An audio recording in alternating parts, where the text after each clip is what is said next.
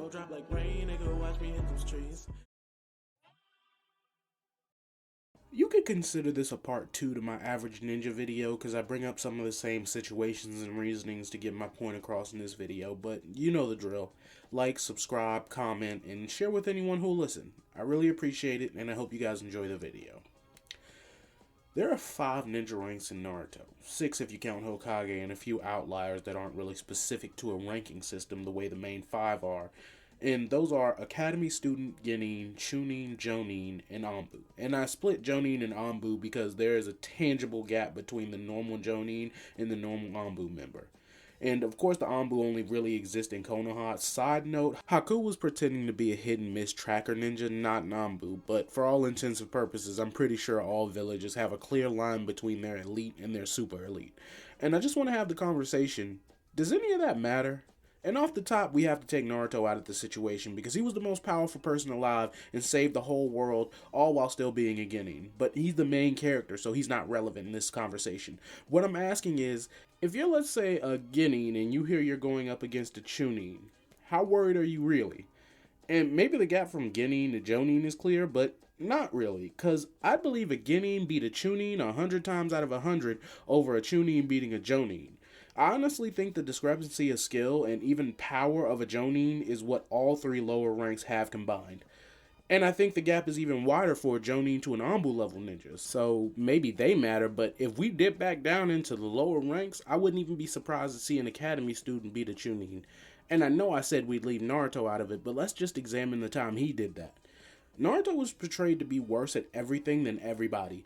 And Mizuki was a Chunin that, while lacking power, was not portrayed to be weak or less than a Chunin.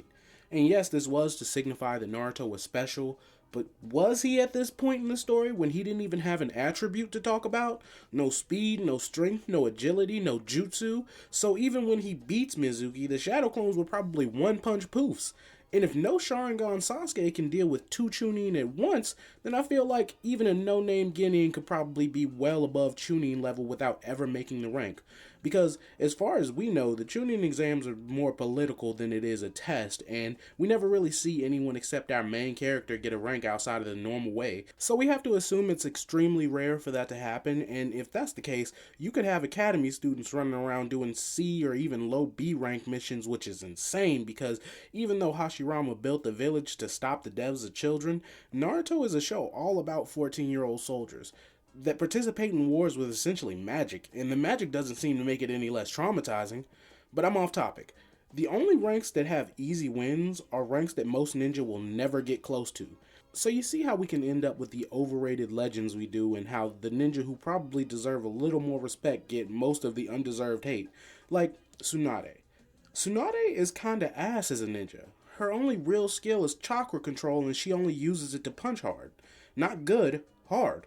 And she's got the 1,000 healing seal, but be real, that's because she's a terrible fighter, and if she didn't have it, all of her fights would either be low stakes or ass pulls for the sake of keeping her alive. And even with it, there are some. Like, I know Karin has a lot of chakra, but there's no way she had enough to fully heal Tsunade, then participate in the war. And on the flip side, ninja like Iruka deserve way more credit than they get because they live in a world filled with problems bigger than they can handle, yet somehow they manage to survive, with some gnarly scars, but they still survive, because in those lower ranks it may as well be a melting pot free-for-all. Anybody can beat you, but you can beat anybody else.